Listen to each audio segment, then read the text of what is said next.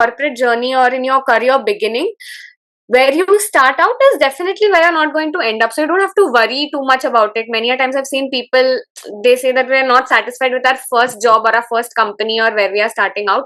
But you don't have to worry about that. It's important to just start and be consistent. You will navigate your way through to where you want to be. So you don't have to worry about where you're going to end up all the time when you Yeah. start out. So Yeah. Hey guys, welcome back to another episode of Entrance and Beyond. Today we're sitting down with someone whose journey represents dedication, community impact, and a deep passion for tech innovation. So our guest today is Sarah Kambata. She's an upcoming analyst at BNY, one of the world's most reputed global financial institutes. So BNY stands for Bank of New York. If a couple of people were curious about that, most of you have probably seen that building in Kharadi with it's like this really big building with this very cool architecture. So yeah, talking about Sarah, she's been basically a major pillar in Pune's tech ecosystem. She's been a part of a Google developers group in her college. She was a web lead. Now she's serving as a mentor. She's organized a bunch of hand-on events. She's also an anchor, and I think you'll probably get to know more about that. Probably through the way she speaks. I think it's pretty clear that she has experience with doing things like that. I think that she is also in GDG Wow. If some of you went to that event at MIT WPU, so she started off as a curious learner in Pune and then she ended up landing a job at BNY. So today we're just going to break down her entire journey, understand her thinking, and get to know things from a student's point of view and help you guys out in your journey as well. So I'd once again like to welcome Sarah Kambata. So Sarah, thank you so much for sparing some time for this podcast. So yeah, I'd just love to know about your journey before college, like who Sarah is apart from all of these technical things, and hopefully I didn't miss out anything in the introduction. Okay. Hello everyone. Thank you so much, Aparimaya. This was beautiful. No, I think you covered more than enough in my introduction, and that was really sweet. And I'm also really happy to join Entrance and Beyond for its 35th episode, if I am not wrong. Yeah, 35th. So, yeah. Okay. So, talking about my journey before engineering, so I'd like to start from my school life. Right from my school life, I was always this person who, wanted to try out everything, always explore stuff. So, although I was not the best at multiple things, but I was that person who wanted to try out many things and just put myself out there. So my mom always used to say this, that it's okay if you don't win, but just try and participate and learn something new each time and make yourself a little bit better than before. So like I'll just talk about my standard 9 standard 10 journey, wherein I found this love for reading and then I found this love for public speaking. That's where it hit me that okay, this is something that I really enjoy, meeting new people, being on stage, things like that. So when I was in my 10th standard, I was the head girl of my school, and then right from there, um, I used to talk to people, and I like to participate in communities. So I would say that practice and just doing it slowly every day got me here. When I look 6 or 8 years back, I just see this timid, shy person who maybe didn't, was not the best when she started out. But then every year I learned something, and then I had this in mind that every year should be a top up of the previous one. So try to make myself better every year, and I'm really happy that engineering and my college surprisingly was the place where it completely transformed me. So I had never lived away from home before this, but when I started my engineering journey, my home was a little further away from my college, so I couldn't do up down every day. That's when I shifted to the hostel for the first time, and that's for the first time where I learned to live independently. I did not know anything before that, how to deal with people just every day, just buy normal stuff, wash your clothes, study, multitask. Basically, that is something that came in me, and then I practiced that to this extent. So over the years it got better, and every semester I would say had a different challenge, and after overcoming all of them one by one, I would say that one by one those opportunities come to you, and then you just say the first yes, that first courage, and then I think it just works out for you. Yeah. A funny thing is, I didn't even know that you were like the head girl in your school. I was gonna mention that, like just based off like your personality, I felt like you were probably someone that was into that stuff as well. But it was pretty cool to know about like your initial journey and how you like dove into things. So let's talk about college life now. First of all, how was your counseling experience and all of that? A lot of people have a lot of stress nowadays with the counseling and all of that. And then yeah, and a lot of people, they aren't happy with the college that they get. Like even talking about myself, initially when I got into college, I wasn't the happiest. I was happy, but I wouldn't say I was the happiest with the sort of result that I got. I felt like I could have definitely done better and got somewhere else. So yeah, how was your entry into college life? And you said that you entered the hostel, right? So whenever we think about hostels, we know that we have this image, right? Like watching Bollywood movies and all of that. You have this sort of image where Yeah. people are ragging you. It's just like a totally different sort of environment. So, how was your entry into college, and how did you like do initially in college? Because I think when we were in college, our college started very late. It started in November, I guess, due to Yeah, COVID. yeah. So we had like our entire first year Due to in COVID. 4 months, I guess. So, how was that entire experience with entering college, and when did you start diving into technology? Because when you enter college, there's a lot of things that are happening, right? There's clubs, there's your canteen, you make a lot of Yeah, yeah. friends, you have this really large group in your first year that ends up turning into a 4% group Right, by the end of college. But then, how did you like? right. How was your entire journey with when you entered college, and how did you dive into tech? And what was your first sort of exposure with tech? And did you start with web development or something like that, or was there Right, something right. else that you dived into? Okay. So I think coming to your first question, I think everyone has a backstory to, how they ended up in that particular college. I'll be honest, all three cap rounds I got the same college.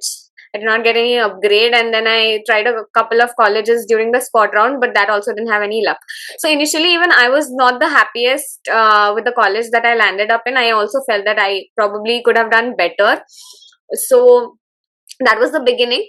But then once I started college, I did not let that thought overtake me wherever I was. I gave it that new vision, new horizon, that okay, let's give this benefit of surprise, a benefit of doubt, and let's just give everything a chance. So everywhere where I used to feel scared or nervous to talk to people, or just nervous to try something new, I just used to put myself out there. They rightly say that the first word is the most difficult to speak. So, or like the first time you raise your hand is the most difficult one. After that, the nervous energy just calms down, sort of. So, yeah, when I started college, I think uh, like everything was new to me, and things were like very difficult to navigate. But I found good people. I found my good inner circle, which takes a little time. Sometimes Correct. you don't get the right people, right set of people from the very beginning. Yeah. But I found my way through that. And also, talking about when I started tech, so I think, as you rightly mentioned, our first year of college started on very late. So it was by the end of November 22, wherein the entire first year was quite crunched into some 6 or 8 months of the short time span, right? So in the first year, I don't think I exclusively focused on some other tech related skills. I mostly would advise everyone to be really good in their academics, talk to a lot of people, make new friends, and just be a good, decent student in your first year of college. Just clear those M1, M2, M3, and all those Mechanical and all of not that. computer science related Yeah. subjects that you have, but then Yeah. have a good academic. And that first year of college usually teaches you how to study, how to write those papers, which is, sometimes we just undermine it. But Yeah. coming by the time you reach your third year and your final year, you realize all of those things were also very important. And now that I look back, I see that my college and the people that I've been so blessed to have such amazing people around me, have helped me transform into this person that I've become. So initially, I did not like my college, but then 4 years down the line, now that I look back, I wouldn't change a thing in my engineering journey. Like, I wouldn't change a thing. All the challenges, all the opportunities, all the ups, all the downs, everything have been like a part of who I am today. Yeah. Like they usually say, right, that you can't connect the dots forward. You can only connect it backward. And once you're done with college, Exactly what Steve then you Jobs probably says. understand Exactly. that. And I think it's something with my podcast as well. I don't think if I was in some other college, maybe, or if I was in like IIT or something like that, I would have even gotten this idea. For some reason, I randomly got this idea that we can maybe try to improve my speaking skills and maybe build a podcast or something like that. And now we're shooting an episode with you, Yeah, so that's pretty cool. So that's yeah, really it was great knowing your experiences and the ways you entirely mentioned the fact that you're really happy now. So it doesn't matter where you start. You probably understand things after you join your college, and then once you have a good right, right. friend group. And this is something all the good seniors and all my managers that I've had so far have also Yeah, mentioned a couple of times to me. Uh, Also in your corporate journey or in your career beginning, where you start out is definitely where you're not going to end up, so you don't have to worry too much about it. Many a times I've seen people, they say that we're not satisfied with our first job or our first company or where we are starting out, but you don't have to worry about that. It's important to just start and be consistent. You will navigate your way through to where you want to be, so you don't have to worry about where you're going to end up all the time when you yeah, start out. So yeah. yeah, yeah. So now that we've talked a bit about your initial journey, let's talk about tech. So the first thing that comes up to most students' Yeah. mind is DSA.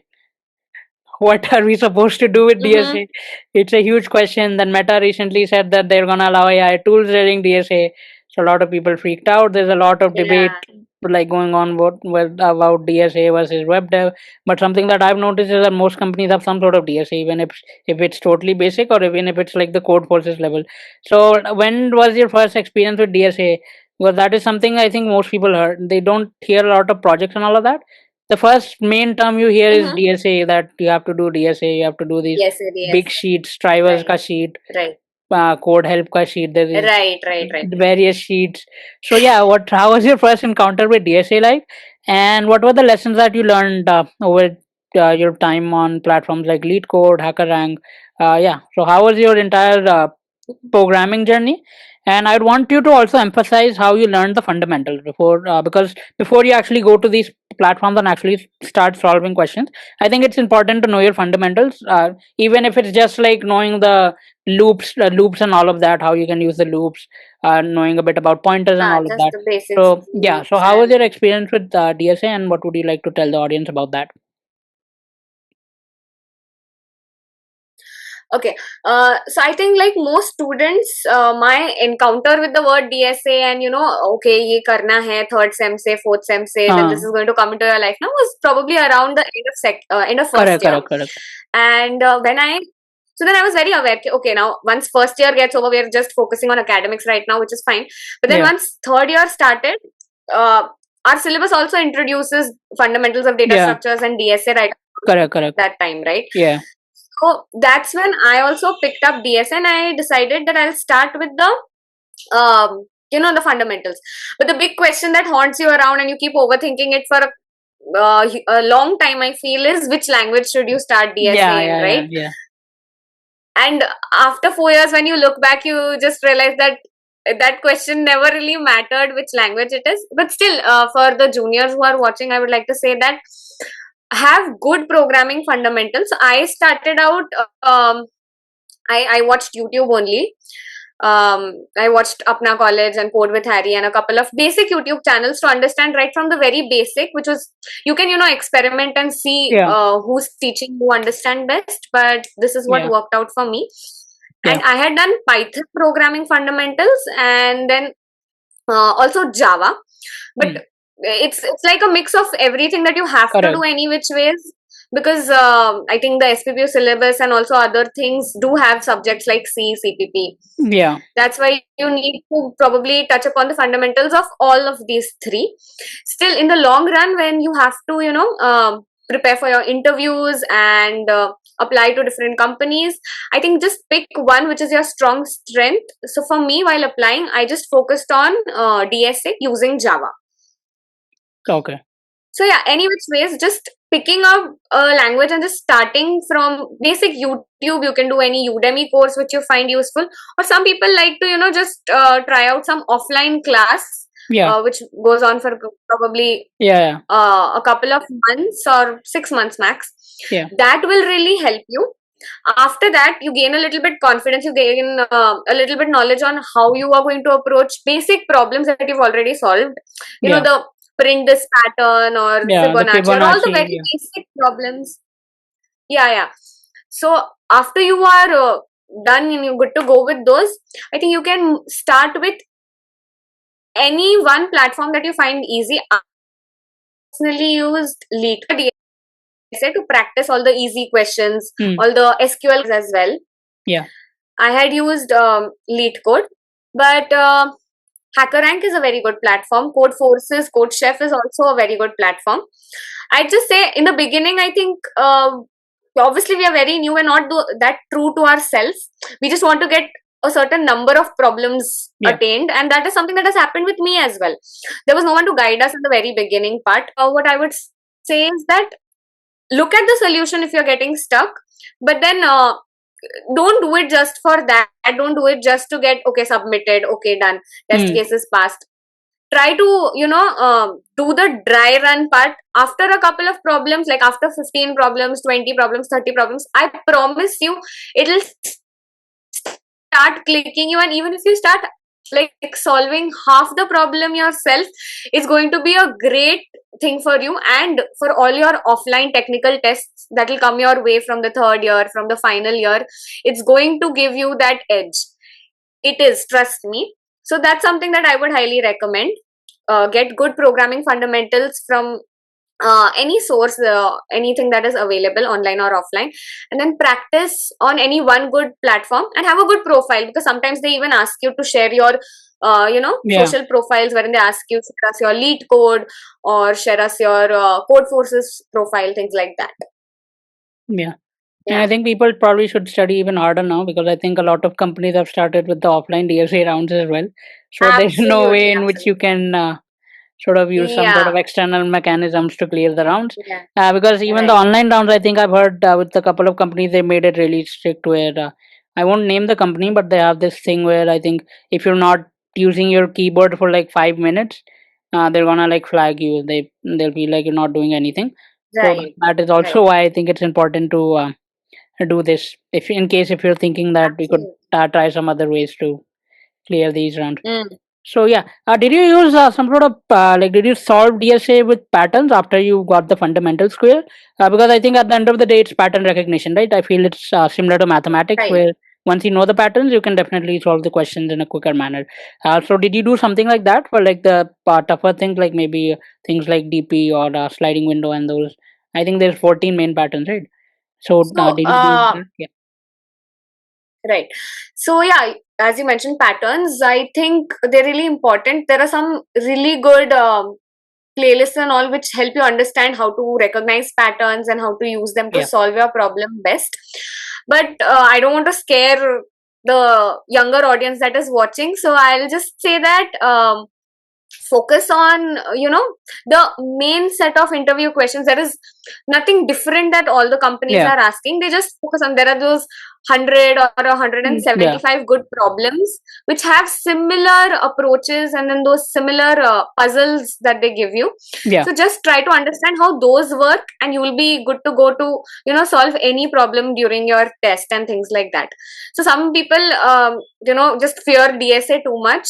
Yeah. I think for them, I would say, understand a couple of patterns, how they work, and a couple of problems that are asked most of the times in all the interviews, Yeah. and then just have that in mind. So probably that is going to help you.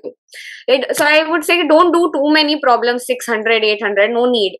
Just Yeah. focus on 200 good problems which companies do repeat.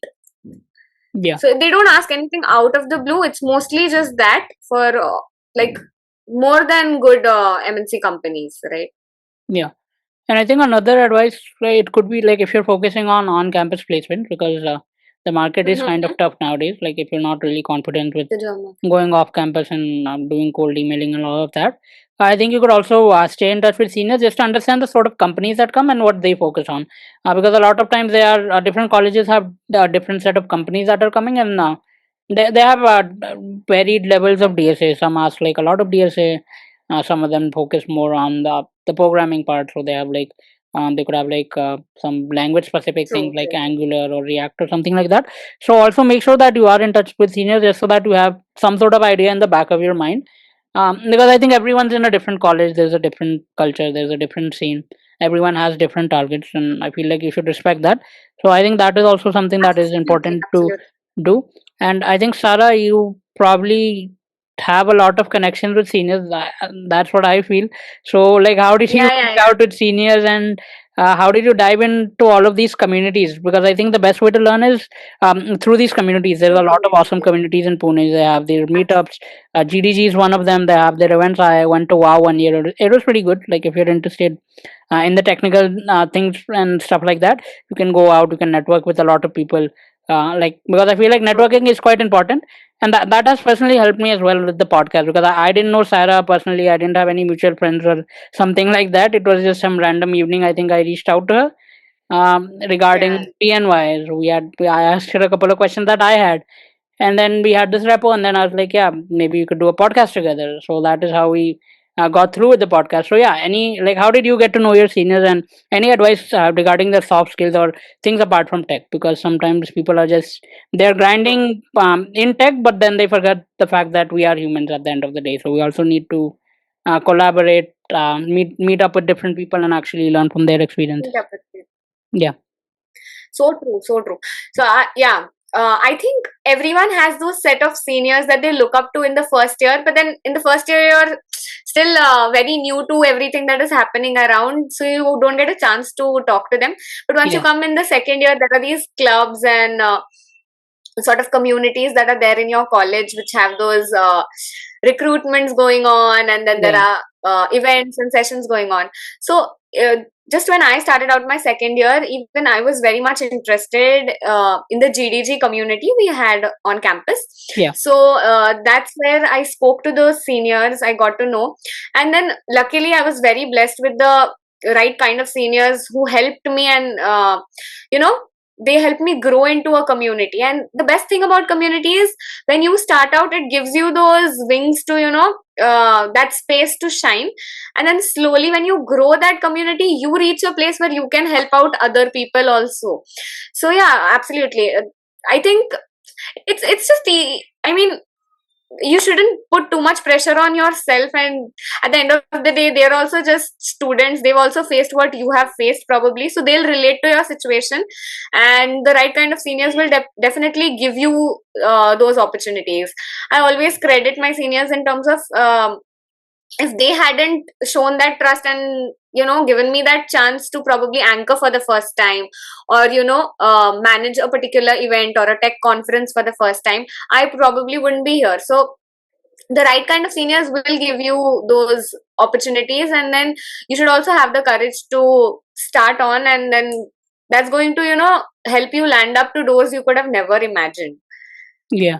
And And apart from that, so like yeah, you can in you the can go second on. Yeah. year I joined the GDG community, and the third year, you know, our core team, when I was the web Yeah. dev lead, we built our core team. We you know, it creates the best college memories as well. You know, Yeah. that was the team that I was hanging out the most with. We have, you know, had the most amount of fun, and arranged so many events. Just it was the best time that I could, you know, Yeah. probably have ever asked for.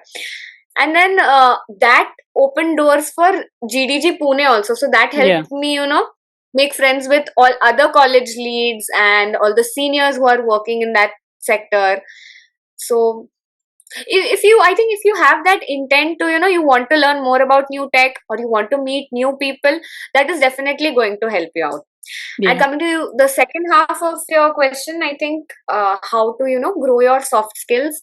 I do understand that for many people, right from the very start, English might not be their first language, or Yeah. they might not have absolute fluency in English. But Correct. okay, it's fine. I don't think.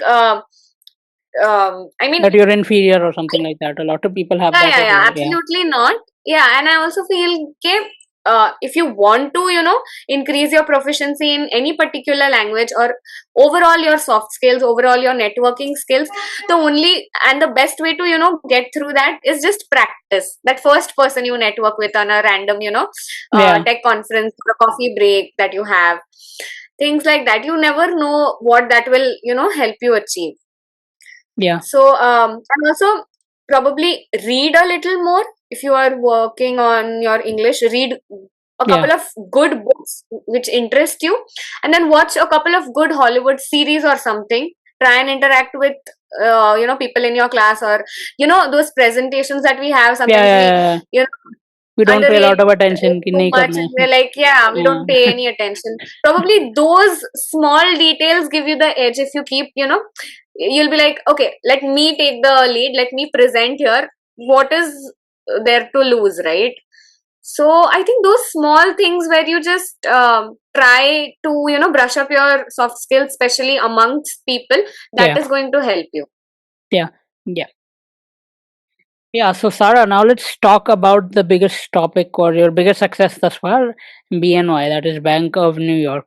So first, I'd like you to break down the entire process overall. Just tell me like the rounds that were there in your college, and it was on campus, right? So what were the rounds? Yeah, just tell me first of all, just mentioning what the rounds were for BNY.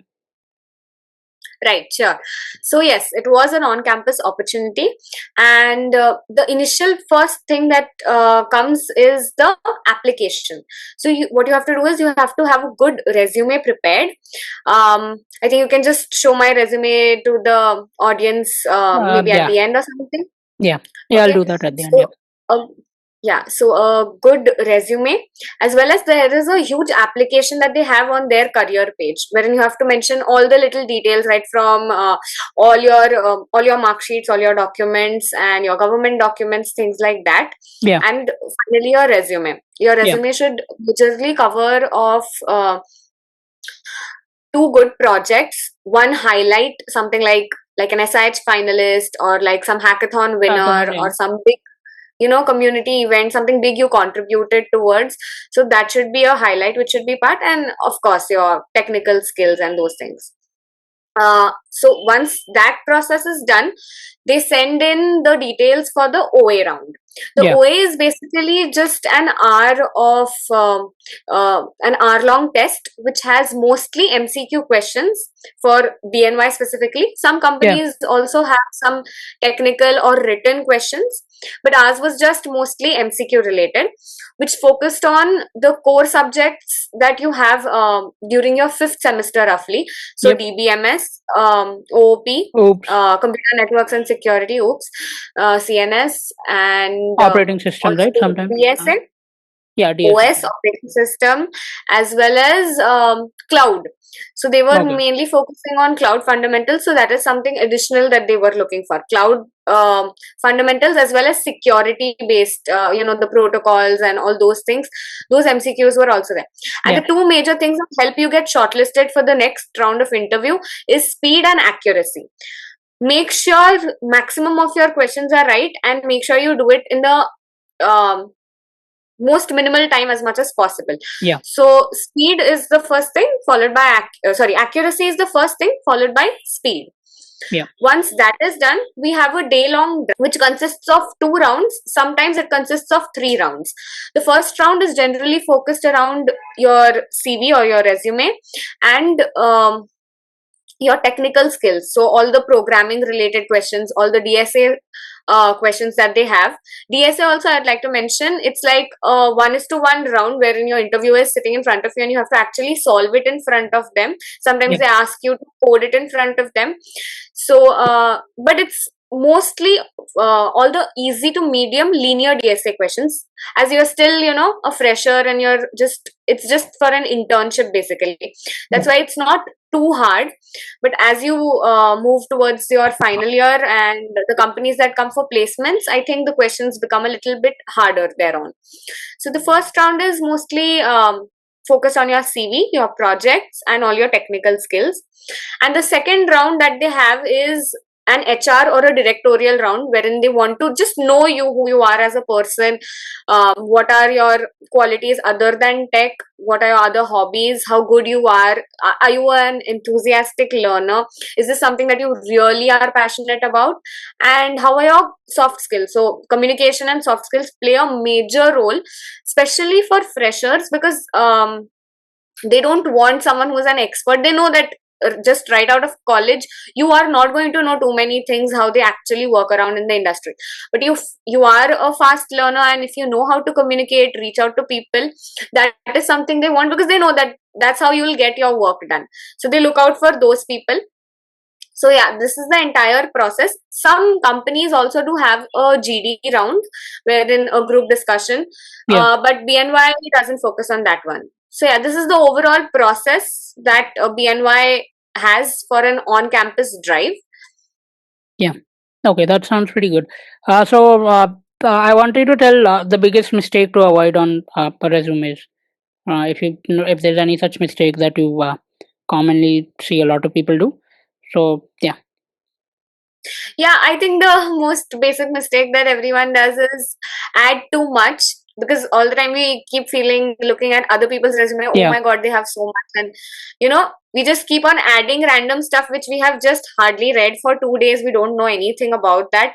And then what happens is they ask you every single word in your interview which is written in your resume. So Yeah. if there is something that you don't know too much about, you don't need to mention it at all, because they are going to ask you, and that's where you will be stuck up. So it's like a trap. So just mention the things you know best, and then mention your best project probably first, or your best experience first. So have it in like a priority order, so it'll be easier for them also to understand. Yeah. Don't add Okay. too much if you haven't done it. That's the main Yeah. mistake. Yeah. So basically, know your resume. Like in case if even if you have added something that you're even at an intermediate level, you should be able to at least explain the basics and fundamentals for that. Okay. Right. Next question would be how to study the core subject, because when they're in our syllabus we ignore them a lot of times. We're like because most of the subjects in engineering they don't have any. They're not really important. Like particularly from placements, there's only these 4 to 5 main subjects.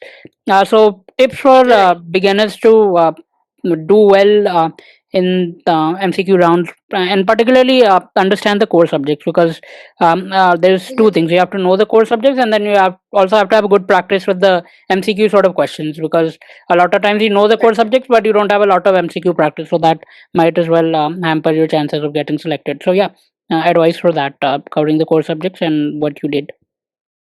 Right. So for the core subjects, I think just the syllabus that you have in your text is sufficient to cover the major part of it.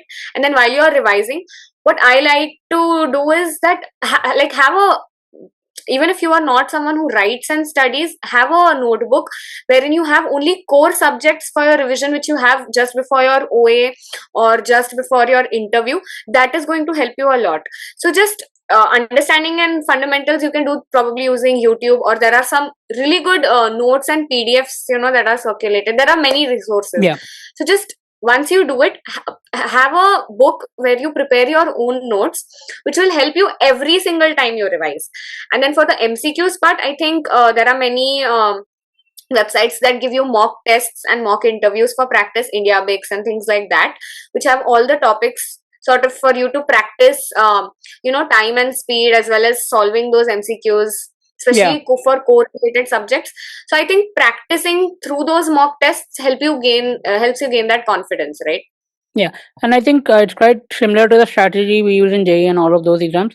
But for some reason, Absolutely. we don't follow it after. Like we only follow it for JEE. But then that is something that you understand that you can still follow them for the core subject. Like make your own notes, make short notes, and mainly revise and do your mocks like your typical JEE or Right, other competitive exam right, setup. right, Yeah. right. Now coming to the interview, is there some funny story or something related to your interview? And what is the biggest lesson you learned from the interview? And what did you do well? And what is that one area where you feel like you could improve, or people should probably not make that mistake again? So three questions Yeah. basically. What Uh, the experience, learnings, and so the yeah, what you did well. Yeah. So the funny story wherein I just mentioned the mistake to avoid is something that I did during the day I had my interview. So they were not looking for someone who was proficient in Java, and that was something that I had on my resume. They were Yeah. mostly focusing on someone who is good with cloud or DevOps or has Python as their primary programming language. Now I had done Python before, but I was not, hands on with it recently. But then looking at other people's resume, what I did is I edited my resume, I added Python after lunch because my interview was after lunch. Some people had the interview prior to their lunch.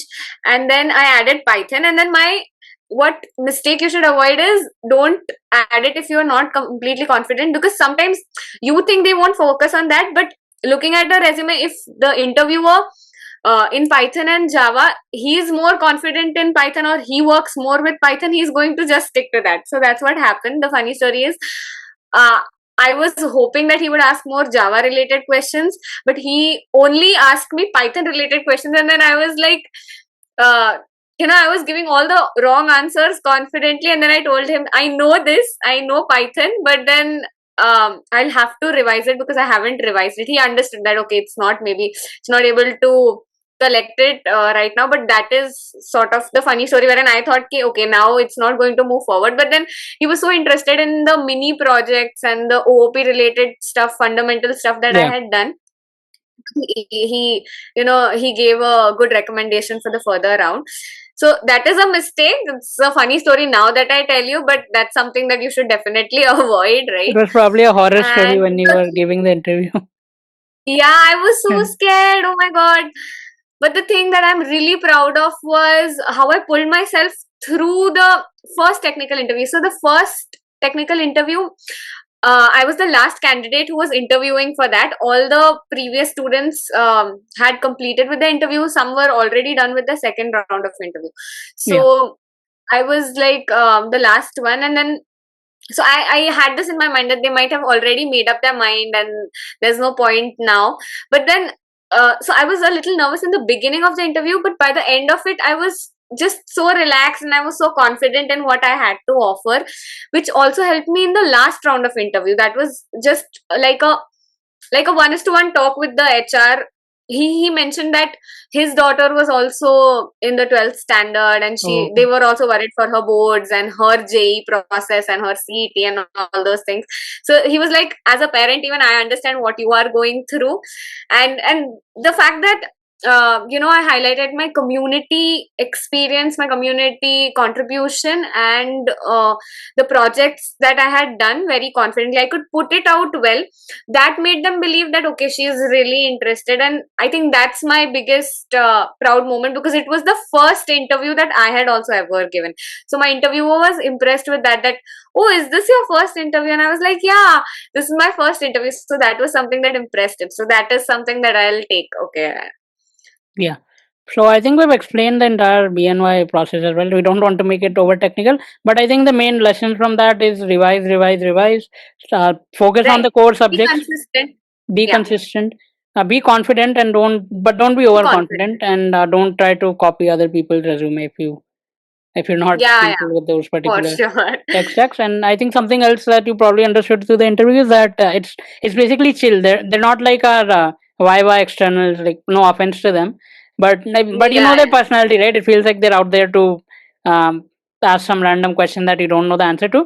But companies are out there to basically gauge whether this person has the skills that they want, and even if they don't have the skills, they're probably out there to gauge your potential, whether you can actually make up for the skills that you don't have. For example, in the case of Sarah, they were hiring more for Python and DevOps sort of roles. She didn't give the best interview related to Python, but I feel like they probably looked at the overall interview, her confidence in what she's done, and they probably understood that, yeah, given the work, she can probably do well in our environment.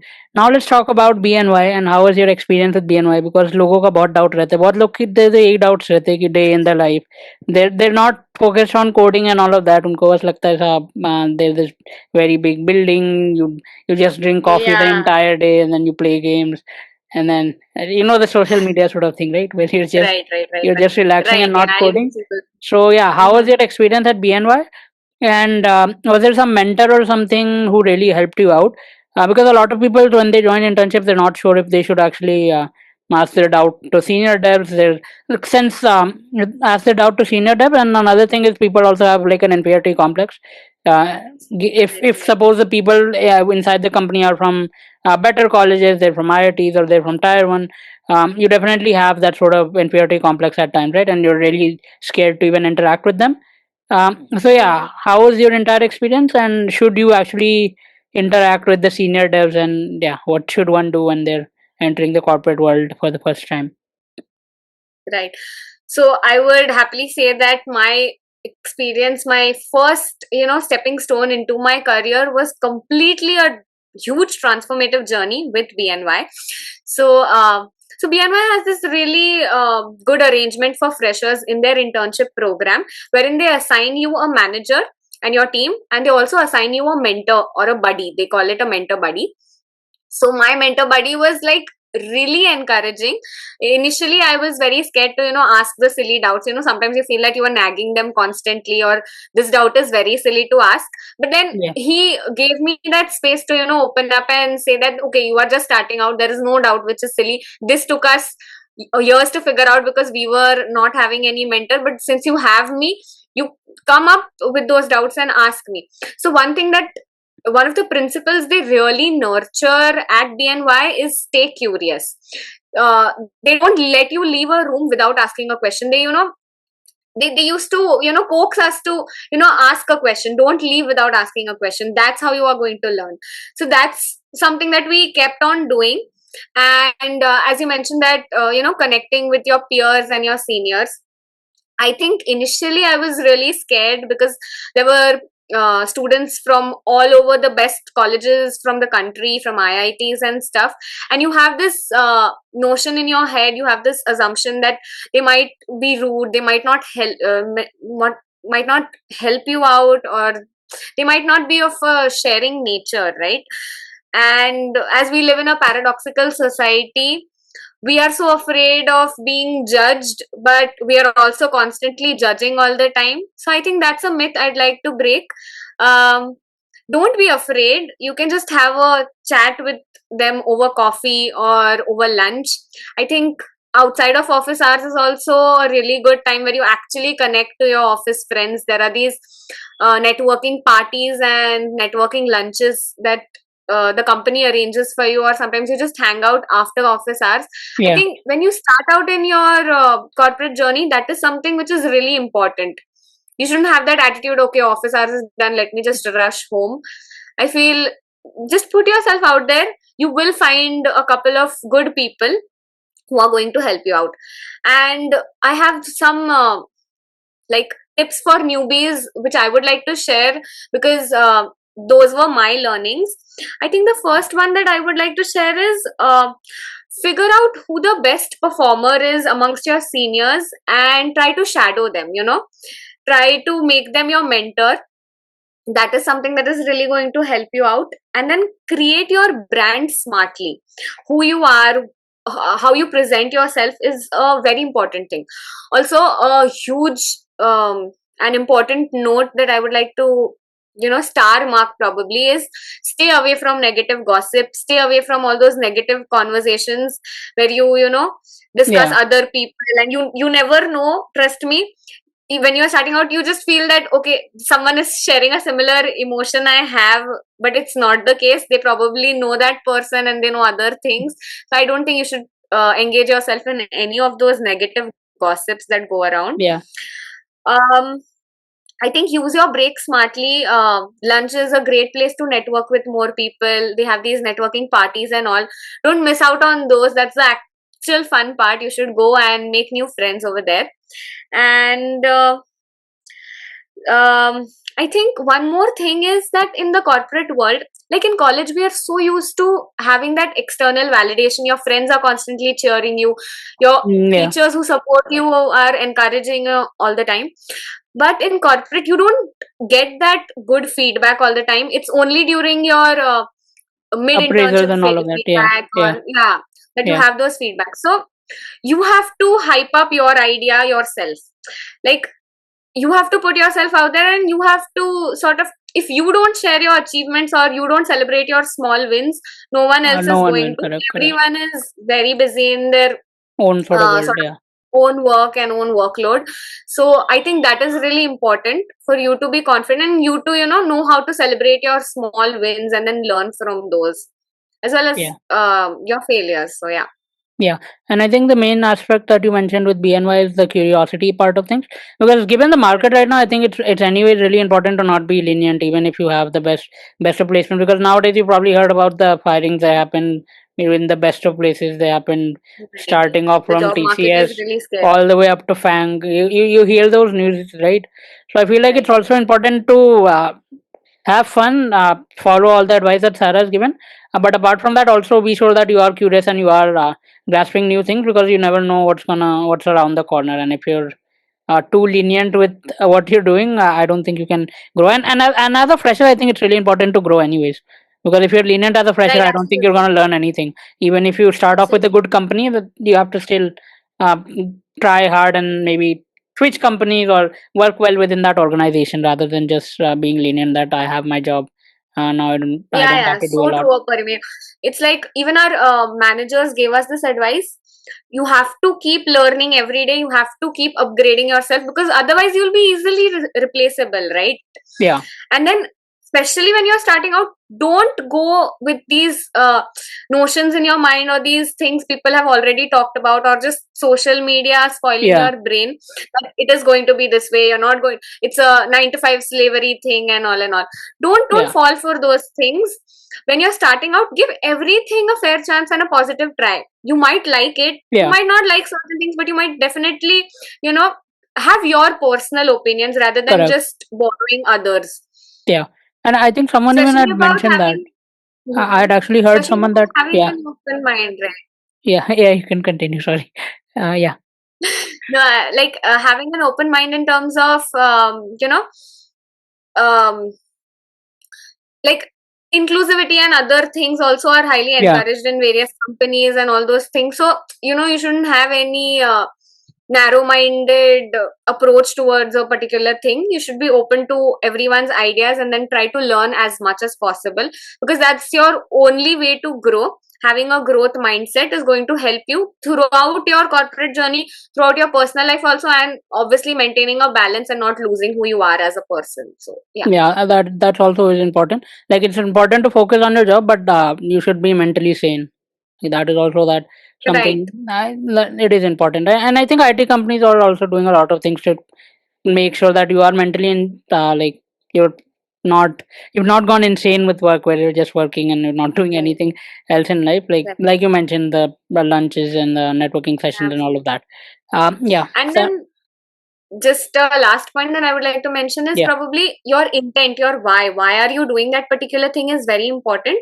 And also, it's very important to have a strong inner circle. It's just going to be people you can count on the fingers of yeah, like your right hand or it's yeah, not going to be too many people, but your inner circle is going to be really important because when you start out, it's everything around you is going to be very overwhelming. So you need people who are going to encourage you even without you achieving something big or who are yeah, going to help you when you are stuck at a particular bug or at a particular project, a particular problem, someone who can just help you, push you. That is going to be really important. So have good people in your inner circle, even though quantities should be less, but then they should be quality people. yeah. And I think the intent part, I think you mentioned it a lot of times, the intent part. And I think Virat Kohli had even mentioned in one of the podcasts that the main thing that matters Yeah. is your intent. I'm not sure which podcast it was. It was RCB's podcast or something. I don't remember Ah. the podcast. But I think he had touched upon that, where the thing that matters is your intent. Like, because everyone's a beginner, Right. right? But if you don't have the intent, you're like, I already know everything. I don't think you're gonna grow. Like you said, have an Correct. open mind. Have an open mind, Have because an you're out open there. mind. You're out there to learn. So, Sarah, now let's jump to a new section that I have introduced in my podcast, the rapid fire round. So, I'll give you a question. Let's answer as quickly as possible. So, yeah, it's gonna be like technical, non-technical. It's gonna be mixed. Let's see how it goes. It's the first time I'm Okay, doing let's this. see how it goes. Yeah. So, first question would be front end or back end. What do you prefer to work on? Front end. Okay. Debugging at 2 a.m. in the night or debugging in the morning with a fresh mindset? Debugging in the morning with a fresh mindset. Go to Uh, sleep if it's not working and it's not urgent. Get up in yeah, the morning, you'll get the answer. yeah. This question sounds dumb, but dark mode or light mode on your PC? All my friends are going to be angry for this, but it's light mode for me. I think it's dark mode for most of my friends. Okay. What's your go-to playlist? Like, if you could have a go-to playlist that you want to listen to while you're coding and you're deeply focused, is there a go-to song or go-to playlist that you have? uh, I don't think there's one go-to song, but yeah, mine is mostly all the famous Bollywood Desi songs. So yeah, I'm just a Okay. sort of Uh, simple one girl. one tech buzzword that instantly gives you a headache. Uh, Agentic AI workflows probably. Uh, Okay. Uh, what's your go-to food in a hackathon or go-to drink in a hackathon? I think go-to food wouldn't be the right thing if you have any such experiences like a Go-to sting or food is like protein yeah. bar or something, and Okay. go-to drink would be water only for me, or Okay. coffee. Yeah, Yeah. coffee. If you could auto learn any programming language or any technology, what would you choose? That's a nice one. I think technology, I'm not sure, but like the advanced DSA questions and the logic part, probably auto learn that. And then something related to R&D, probably R language and those things which help in data science. Yeah. If you could work from anywhere, what would be the go-to location to work from? Whether that's not necessarily an IT area, like a go-to location. Like you can mention both, a go-to like IT park Uh, or then like a if there go-to. is good connectivity, I'd love to work from a beachside resort or something. Okay. What is one work in college that you procrastinated on, but you shouldn't have, or people shouldn't procrastinate on this college thing? I mean, I don't like the clerical stuff, so the documentation part, making those project reports, I don't like it. Yeah, but Okay. don't procrastinate too much also. Yeah. One advice juniors keep on ignoring, but it's actually good. Um, be consistent and show up every day. Just showing up is more than enough Okay. sometimes.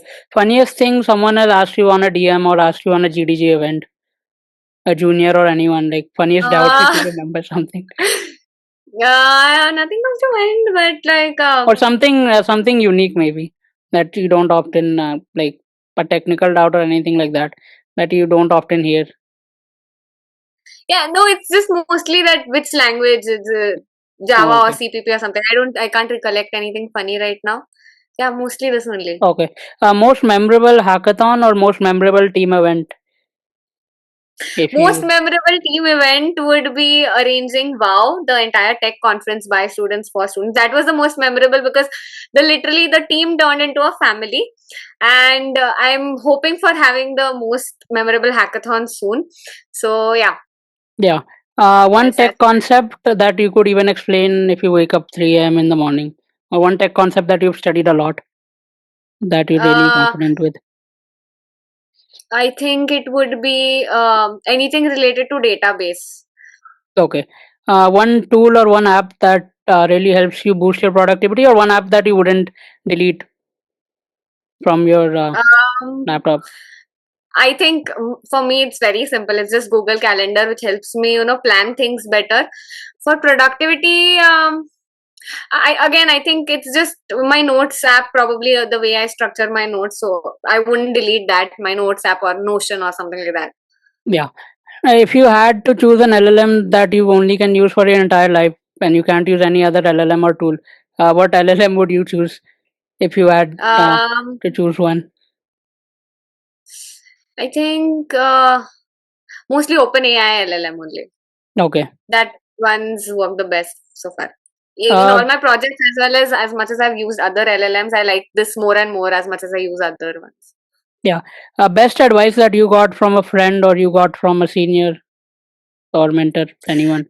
Um, so from a You, friend would be, Sarah, you're very blessed with all the opportunities you are getting. You shouldn't, give up. You should push through the entire day, and you should, if we were having that opportunity, we would not back down from a challenge or a difficulty that is coming up with the opportunity. So that's one of the things. From seniors, I think it's stop oversharing, probably. Yeah, these two are really important. Yeah. What's the biggest myth that you had personally and that really got busted in the tech world? I think just the fact that you think that everyone is already, pro in their thing, and maybe you're just underconfident that they might be rude to you or things like that. Just say the first hi, connect to them. If they are good, they'll respond in a similar energy. If they are not interested, well and good, they won't. Simple. So just don't have that in your head. Just first, don't overthink it, just do it. Okay. And last question would be being a guest in a tech podcast or being the host in a tech podcast or being an anchor.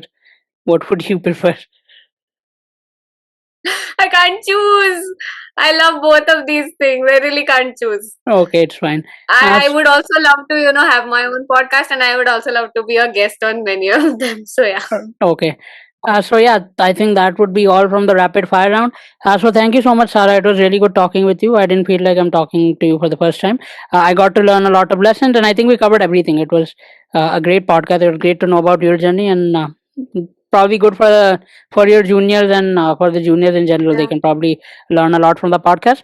Just as we are ending the podcast, is there something that you want to mention to the world? Like anything, if there's something that is left, just a conclusive message or something from your Um, end.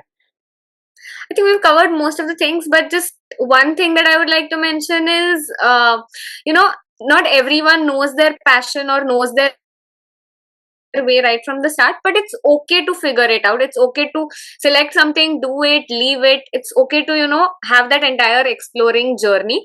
Just for me, it would be that even I'm not sure where I'm going to land up and what I'm going to do next, but I know that I want to create some good impact in the world, and I want at least a few hundreds of people to remain my name by doing something good. So just have some goal in your mind, like I want to create this impact, or I want to, anything. It could be anything, and you will find the doors that lead you to that. Okay. So once And again, thank you thank so you. much. Thank you so much It for was coming. great. Yeah, I had a great afternoon talking to you. Yeah, even Oh, I didn't yes, feel like same. it was the first time. I think this was Yeah. a really nice episode. It was a really nice chat. Thank you so much. Yeah. Thank you so much for coming.